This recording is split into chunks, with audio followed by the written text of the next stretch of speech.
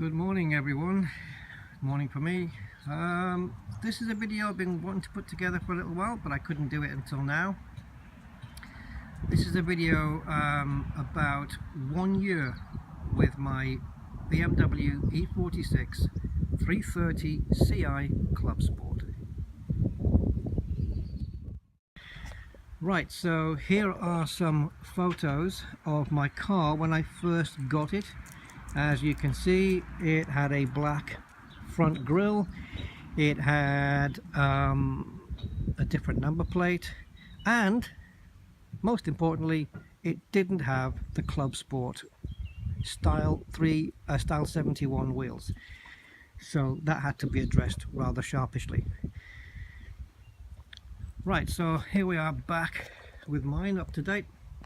So when I bought the car, I bought it, as I said, in December 2017, but I was in another country at the time when I bought it. I bought it sight unseen for a very cheap price, I would say. It was an MOT failure, and there was some of the failures got fixed. Something to do with the drop links and stuff like that, but the guy fixed all of those things. The only thing he didn't fix was the problem with the xenon headlight, and then he just decided, well, I'm just going to get rid of it, and so I got it. Now, there is one downside to this car if you want to see it as a downside. Personally, I don't. I go by the mileage, I go by the condition it's in, and how it seemingly appears to have been treated. And that downside is that I am the 11th owner of this car. My logbook says 10 previous owners. Now, it has to be said, judging by the look of the car, it looks like those 10 previous owners all looked after it pretty well. I've not had any major mechanical issues with this since I've had it, and I'm going to detail now what I've done to it since I had it. So, because the car looks noticeably different from when I first bought it. It's a lot more like a Clubsport should look, where before it just looked like an Estoril blue 330 with a Clubsport spoiler on the back. But now I think it looks as it should. Okay, so I'm probably gonna forget stuff that I've done, but I'll try and remember everything. But in that year, the car has been to BMW car show. It was entered into the car show on the Clubsport stand, so it was there last year for people to look at and whatnot, so I was quite proud of that, really. I've never had a car in a car show before. I've never had a car that's warranted being in a car show before, really. The only reason this warrants it is because, you know, it's probably the only BMW you could take down there unmodified, because all the other ones, like a standard 330 or a Z4 or something, they've all had to have something done to them, like big wheels and uprated engines and whatnot, where this I can just take it down pretty much stock because it's a Clubsport. Now, I think there's only around 520 of these left in the UK, probably a bit less, I don't know. So it's quite a niche vehicle, I think. It's pretty much the exact same as the 330 Ci, except for the factory spoiler and the style 71 rims. People think that the car is 20 kilos lighter than a standard 330 Ci. Yeah, I can't see how. I mean, they talk about that there's been 20 kilos of weight saving because of sound insulation been removed. I can't see anywhere where sound insulation has been removed. It's certainly got it in the engine bay, it's got it behind the doors. Anywhere that you expect sound insulation to be, this has it. So I really can't see how they're claiming this whatsoever.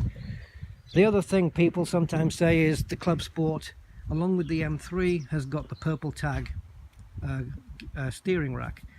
As far as I'm aware, I think most E46s have got the purple tag steering rack, so it's not really that different. So the difference is It comes in Estoril Blue, which you could also get in M3s, and I think if you wanted it on standard cars you probably have to specify it as an individual colour. I'm only guessing on that. You have the spoiler on the back, the Style 71 wheels, and the other thing was the kick plate, which would tell you Clubsport. And that was pretty much the differences. Let me just turn the thing. I've still got the paper in there from when the garage had it, so we'll take that out. Okay, excuse me guys.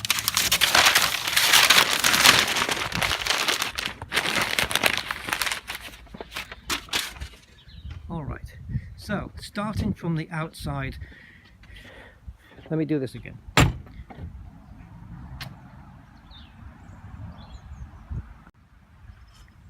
Okay, so starting from the exterior then, let's work around what I've done to it since I've had it. First thing, wheels. I took off the MB3 wheels, or MB2s, which were supposedly off a BMW E90. I sold those to a BMW E90 owner, so he's happy. And when I bought the car, a couple of weeks later, I also bought the Clubsport wheels.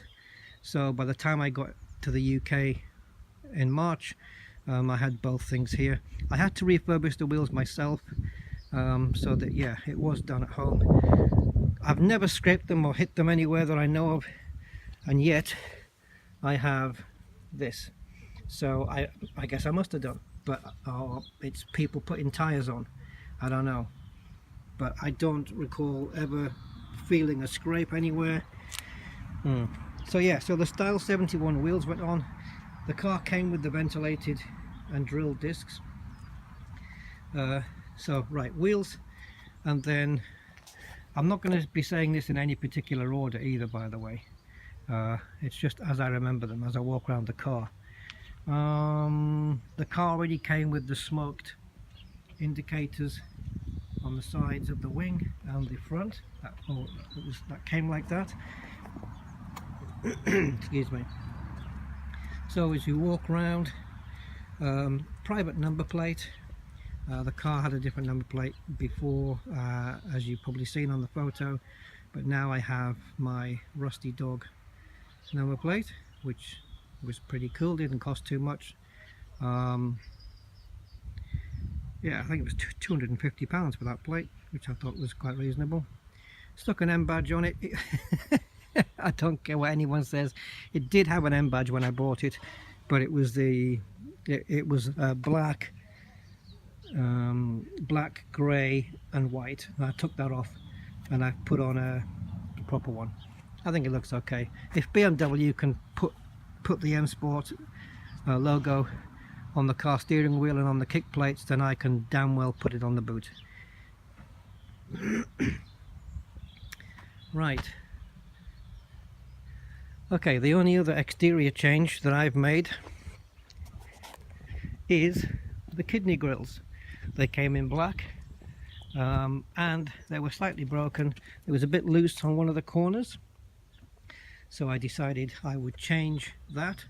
So I went back to the original chrome. I'm not sure whether the original has these veins in black and this in chrome, but I just went with the full chrome look. I thought they were nice.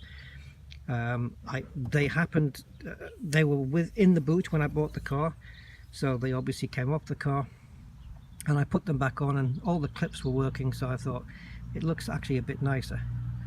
The little bug there, yeah, right.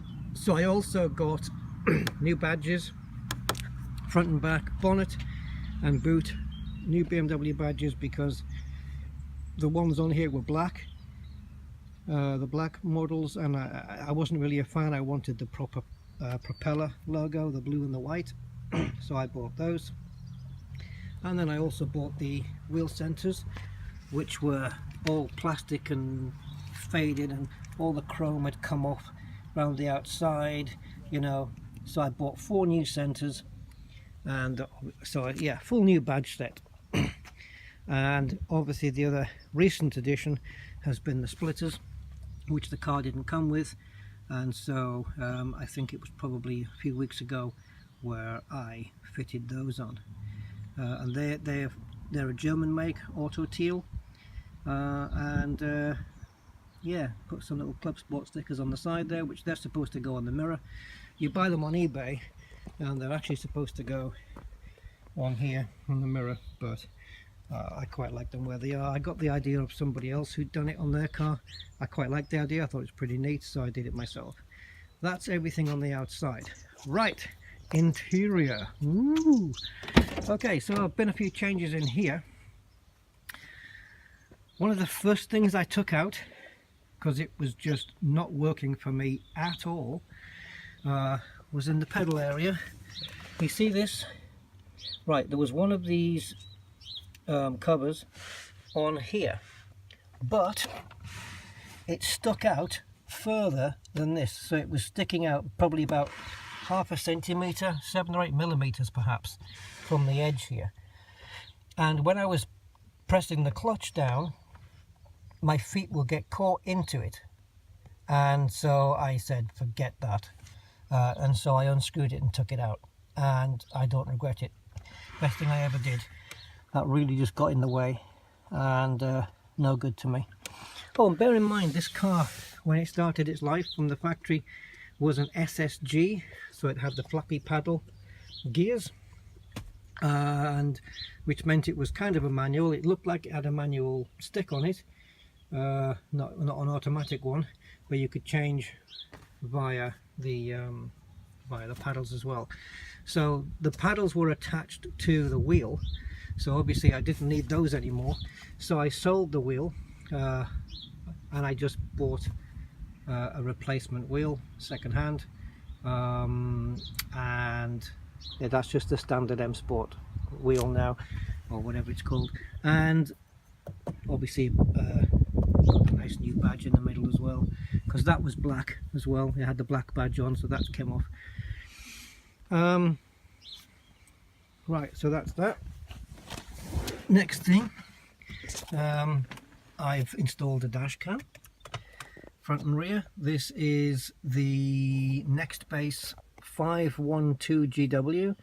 Amazon Prime were doing a nice little offer at the time, where they were offering both front camera and rear camera for £150, which was pretty good.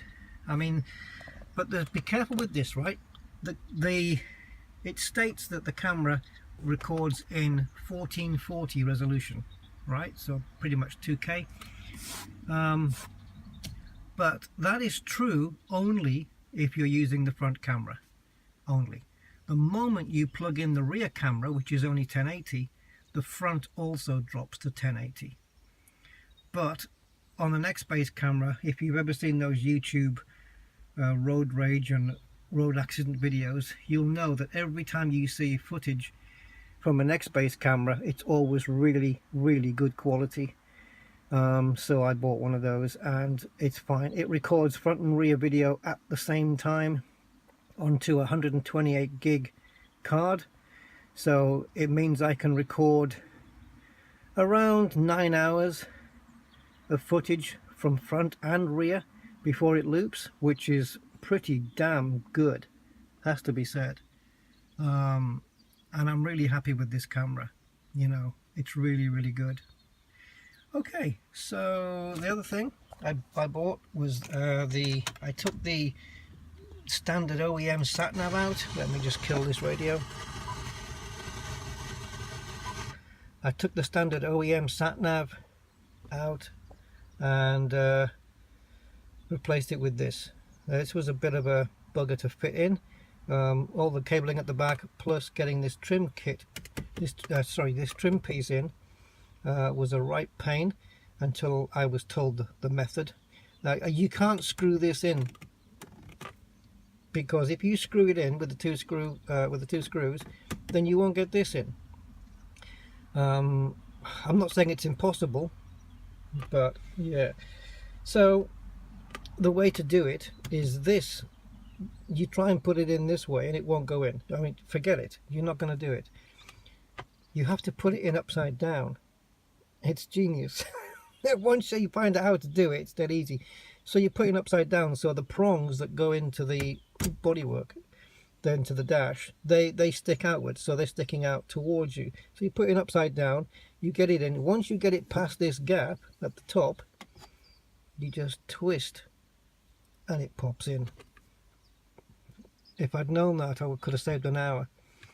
So I quite like this. It's got all the stuff on it. This is Extron's, and it's got the latest Android on it, whatever that is, 8, 9, I don't know what the hell it is. It's the latest one. And yeah, I do have the modem in there for the 4G when it works, when I can pick up reception. This tells me I've got reception, this little fan shaped thing, but I don't believe it. I don't believe it. I'll be very surprised if it's going to pick up. But it does respond to my phone as well, so I've got it Bluetooth to my phone. So if I put Siri on, I have to talk into this thing instead. See, look, it's not really going to work. But you can say, okay, Google, so you can just actually say that. Okay, Google. Yeah. And as you can see, it says up there OBD, because I've also got, I don't have it plugged in, but I do have an OBD connector so that I can run talk, and that will give me all the details on my car, so I can just run the real-time information. And I haven't got the device plugged in, I've got it in the glove box, but when I do plug it in, I've got all this data on the car as I'm running. And you can customize the dashboard. I've got GPS location there, so now you know where I am. And an eco widget. I think these leaves turn a different color when you're accelerating. I'm not quite sure what that is. So it's quite neat. It measures your 0 to 60 time, your 0 to 100 time, and all this stuff, which is quite cool. It's quite cool. I've also got the digital radio connector, the DAB radio connector, USB, and even though I've got 2 USB connectors in the glove box for this, I think there's another USB at the back of the unit, which is where the DAB's supposed to go. And I've also got the aerial, which I've got to find a place to put it. I'm already using the GPS aerial there, as you can see in the corner. For the satnav on this, I've got about 4 different satnav programs on this, but it only works when I've got internet connection, and I can hardly ever get that. Maybe it's because I've got the modem in the glove box and it needs to be somewhere more exposed. I don't really know. But I can get coverage. I'm using the same network on my iPhone as I'm using on the car here, but I can get coverage on the car, but not on the unit itself. So yeah, I'm really happy with this. And it was only a couple of £100, 230 or something like that. The other thing I changed then was the gear knob. It wasn't using the right shifter, it was some kind of standard BMW shifter. And of course for the BMW Clubsports, they have this weighted one, so you've got that little aluminium band at the bottom there. And I saw loads of these online, but they were all 6-speed. This car's running a 5-speed gearbox. So I had to wait until I found one, and I did, and that's it. I also have the grey gaiter for the gear shifter, which I haven't replaced yet. I'm debating whether to do it because it will match the interior. And what's weird as well is I've got grey carpets, but I've got black mats. I don't know if I should change those up, but yeah. So I fitted this and this, and I changed this console because the car from factory did not come with this, the armrest, and I find it quite useful, not just for storing stuff, but ironically resting your arm on. So if I wanted this, you have to change the center console because it comes with this stuff. So I got a second-hand console, which you change. It goes from, you have to take the shifter off, the gate. Well, no, you don't. You just have to take the gaiter off. Then you pull this off, and then all of this from here back comes out. Take the gaiter off the handbrake, and the whole thing comes out, and you're good to go. At the time, there was for sale, somebody was selling something that they'd done on their own, where in here you can put 2 USB sockets, which was cool, but they'd sold out by the time I was able to get one, so that was the end of that. I think for the interior, that's pretty much it. The car, as you can see, I still haven't reset the clock because obviously for some reason they must have disconnected the battery when they were doing the suspension, so I've got to reset the clock and everything on that yet, still to be done. I think that's it interior wise. As I was mentioning, on the interior I do have some USBs. I've got a spare USB there, and this one's got the Wi-Fi modem.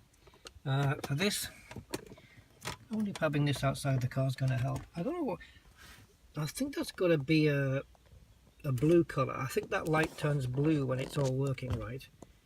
So I don't know what's going on there. I've got my TomTom satnav in there, which I always can rely on. You know, if I'm not getting a signal off this for the satnav, I always rely on TomTom.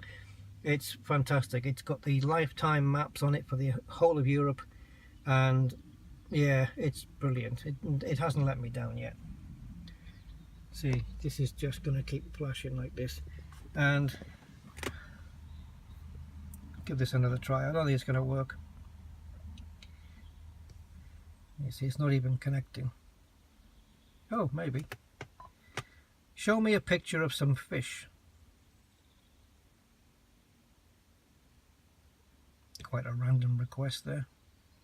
No, you see, something went wrong. So the SIM card in here does get auto topped up, so it's not like it's not that, you know, it is. I don't know. Anyway, that all comes through from here.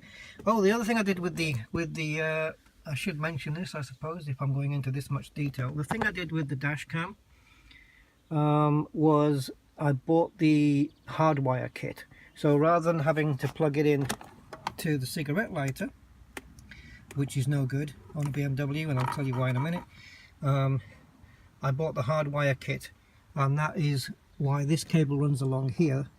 So this is the hardwire kit there going on that one, and the cable on this side, which I've got to re-tidy up. Oh yeah, I have missed one thing out for the exterior, the windscreen.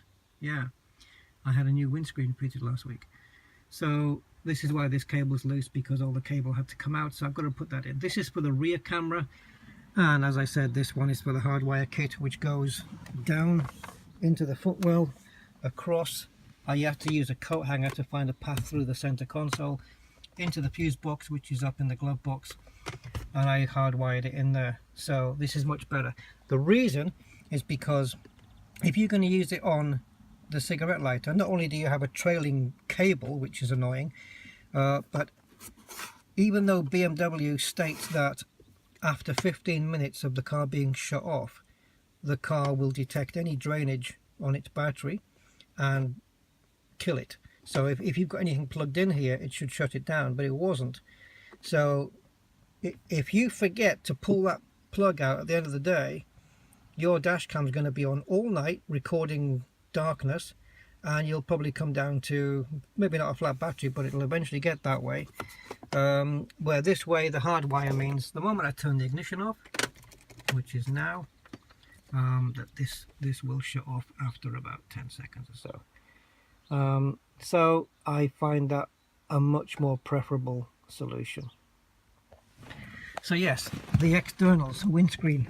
I did fit the windscreen. Let me just pop the bonnet. Yeah, had the a new windscreen fitted because I had some spider chips in it up here. As you know, you've probably seen on previous videos, I had one in my line of sight, and one when I bought the car, which was down here. I had two of those down there, but Autoglass came and fitted the new windscreen for me. I did it on the insurance. I don't know how it's going to affect my premium, but yeah, but they did a fantastic job. Very, very pleased, very professional, and some of the tools they were using were so cool. They actually put something on the side of the window here, which was able to help them lever the whole windscreen around, so one guy could be on the other side of the car and place the entire windscreen in, and this like mechanical arm place the other side in. It was so cool, so cool. I was really fascinated by it. Okay, so internally I think you guys probably know most of what's been done in here. The car is pretty much stock, I would say. It's had a new xenon headlight there, a second-hand one, because I couldn't get it to it was just being finicky. One day it would come on, one day it wouldn't. Other days it would take 30-40 seconds before it flicked on, and I'd have to keep turning the headlights on, off, on, off, on, off, on, off, until eventually it came on. We changed the ballast unit, we changed the igniter. It was still a pain in the proverbials, so we just changed the entire damn headlight. So that got changed. And then I had a leak on my headlight washer, so that got changed. That's fine. I had a leak on this one as well. That got changed, and it's still damn well leaking. But I'm sure, you know, the one I put in doesn't have a leak, so it must be coming from somewhere else. I don't know. What else?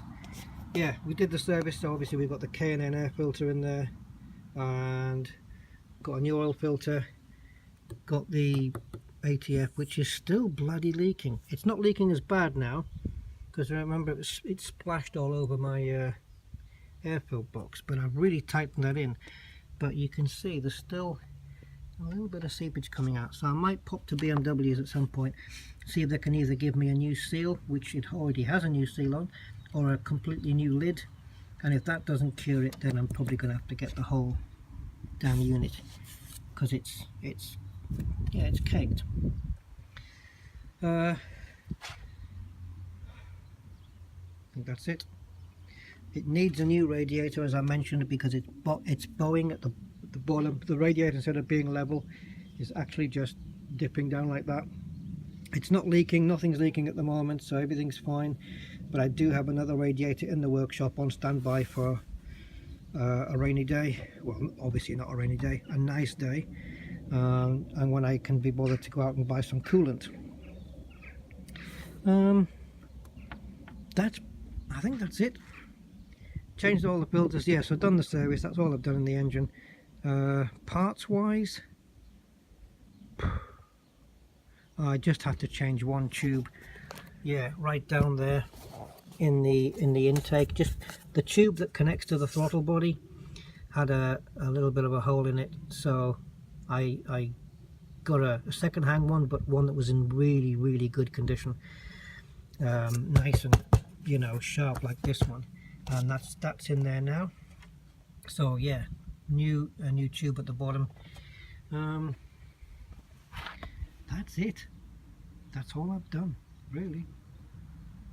That's it. Yeah. Yeah, headlights gave me a pain. The xenon headlights gave me a pain in the arse, but yeah, I think the next thing I'm going to have a go at is, I've got some balloons upstairs, so I'm just going to pop some balloons into those holes and blow the balloons up so that you can't see anything behind this grill, and then mask everything off. I was wanting to take this off, but then this is glued on, or it's stickered on with those white pads. I don't want to take it off, but ideally I may have to. I wanted to paint this thing black. I know this is I think this is the colour that comes from the factory. I don't think it starts off black, but I wanted to paint it black, and the way to do it without taking the bumper off is to blow up balloons behind the grille, and then you can just spray and nothing behind gets affected. But yeah, I can spray up there as long as I mask the whole number plate off. I can spray up there. It doesn't have to be a bang up perfect job. Obviously this is going to end up getting painted, these covered bits, but that's fine.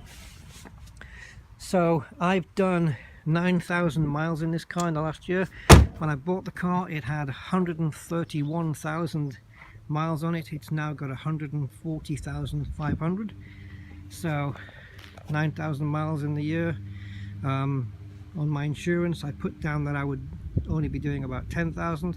So it's it's almost at the year's up on the insurance, so that means I've gauged it pretty much correctly. And I've done a few long trips in this car over the year, which is more than I would be doing on average, really. I've done a few trips up north, you know, 400 miles each way, which I wouldn't normally do, but there was extenuating circumstances for that, i.e. buying a house. And so that's why the car has done a bit more mileage than I would normally do. So yeah, 10,000 miles a year is what I'm telling my insurance, and that is, turns out that's a pretty damn good estimate. That's it. That's 1 year of ownership. As a driving experience, I have to say that I am very happy with the car. It's not, I mean, it's a 17-year-old car at the end of the day, so the amount of power it has, it shouldn't be overstated. Okay, it's a 17-year-old car, but it is fast. It seems to just pull endlessly. You know, it'll do over 100 miles an hour quite easily. It'll get there quite quickly and quite easily, and it'll stay there all day. Not that I tested that, of course, that would be silly. But acceleration, it feels like it is what the claimed figure is, which is 6.5 seconds. It feels less than that to me, but it probably isn't. It's just a kind of an illusion. So yeah, and then it should be going on up to 155. Oh yeah, of course, I had the engine remapped. Yeah, I had the engine remapped. I've got a stage 1 remap on here, which has changed the throttle response a little bit, made it a bit sharper, made the car smoother and a bit more torquier, so I don't need to change gears. Supposedly, that's the idea. Not have to change gears so much, so I can save a bit of fuel. Won't be that much, but at least it'll be there. And also, it's been delimited, so that 155 mile an hour restrictor that's on there is now not. I doubt I'll be testing that.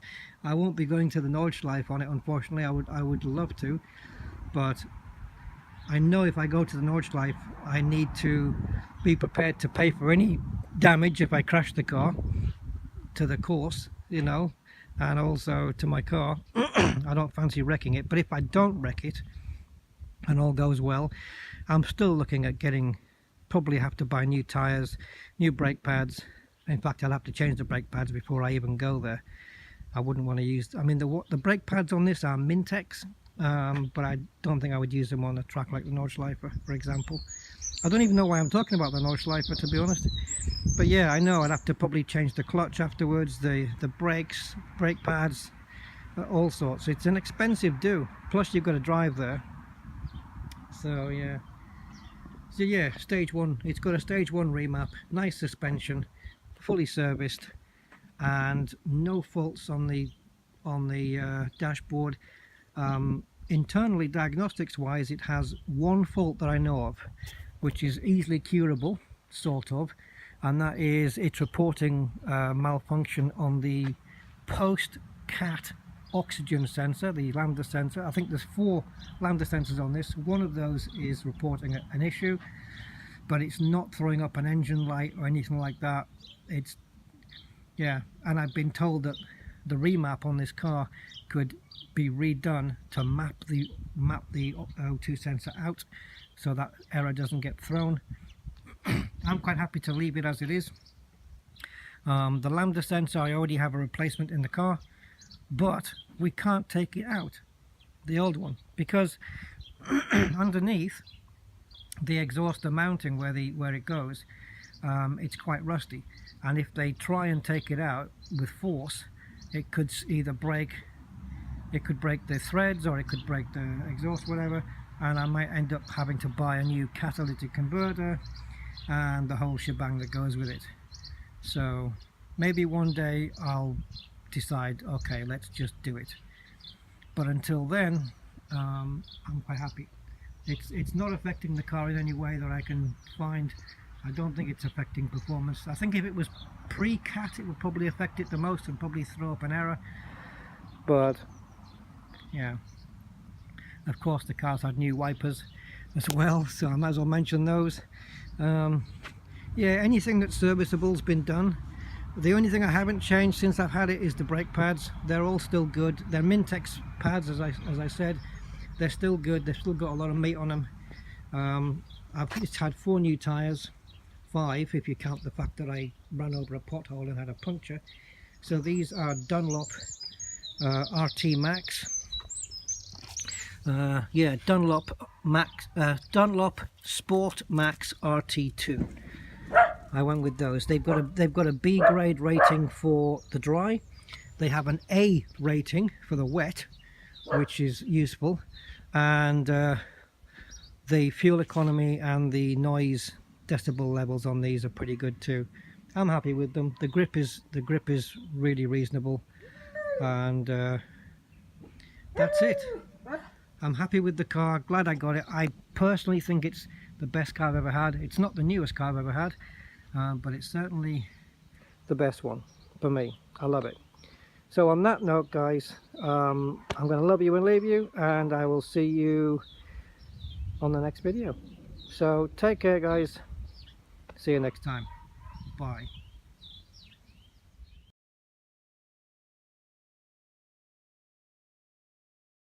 Right, so just a quick thing on the end, just to check this out. These are the front control arms that came off.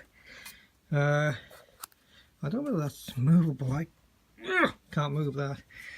This is the wheel bearing on this side. This was a side that was fine. Obviously this looks like it.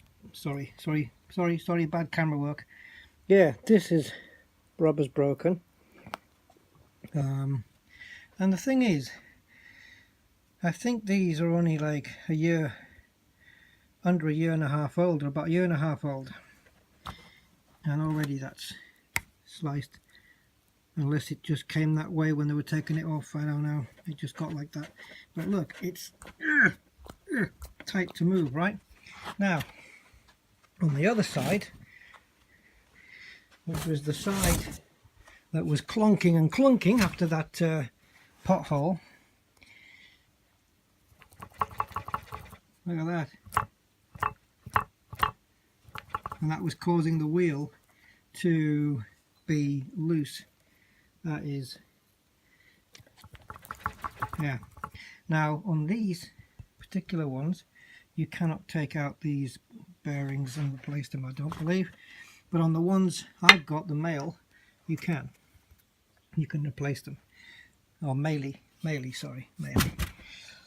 So yeah, I don't need to keep those, I'm going to get rid of them. And then this is my old suspension.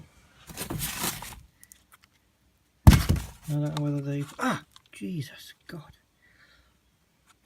Yeah, my old springs and shocks and everything in there.